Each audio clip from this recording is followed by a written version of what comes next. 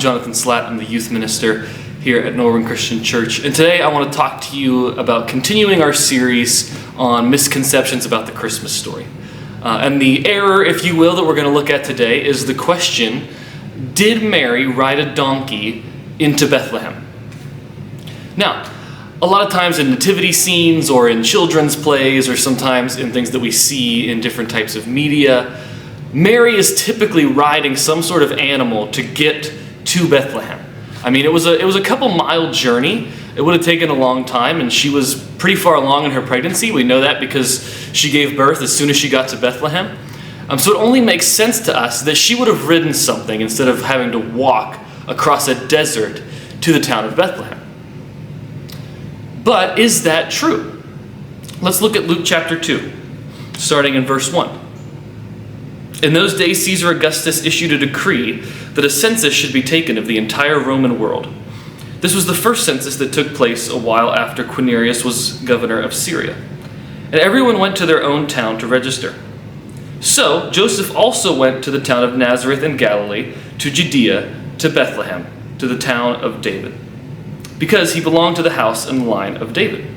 He went there to register with Mary, who was pledged to be married to him and was expecting a child. So, that's it. That's all we get about this journey that they take to Bethlehem, Joseph and Mary. Now, one thing that wasn't in those verses at all was whether or not Mary actually rode an animal from one town to the other. A lot of times we assume she did, but actually it's more of a fair assumption to assume that she didn't ride an animal. And that's because Mary and Joseph both came from kind of a working class sort of status in their communities. Right? So Mary would have been very young. I mean, she would have been 14 to 16. So it's not like she had a lot of possessions. She was a woman in ancient times. She probably didn't own a lot of things, let alone livestock. Joseph, on the other hand, sure, he was a little bit older. He had a career, but his career was in carpentry. So he was in the working class level of society. So when they had to take this trip to his hometown, they probably wouldn't have had the luxury of some sort of animal to help Mary get there and help her not have to walk the entire way. So why is this important?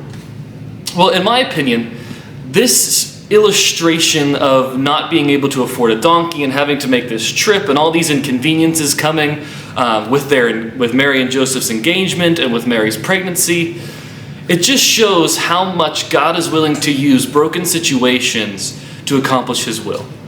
And if God is willing to send the Savior of the universe to this working class engaged couple that couldn't even afford proper transportation, who can even imagine the things that he's going to do in years to come? So as you celebrate this Christmas season, I urge you to remember and celebrate Jesus, celebrate God's will and how it's worked out in ways that we can't even understand, and celebrate how God uses brokenness to create things that are even better than we could ever imagine. Merry Christmas, and we hope to see you on Sunday. Thanks.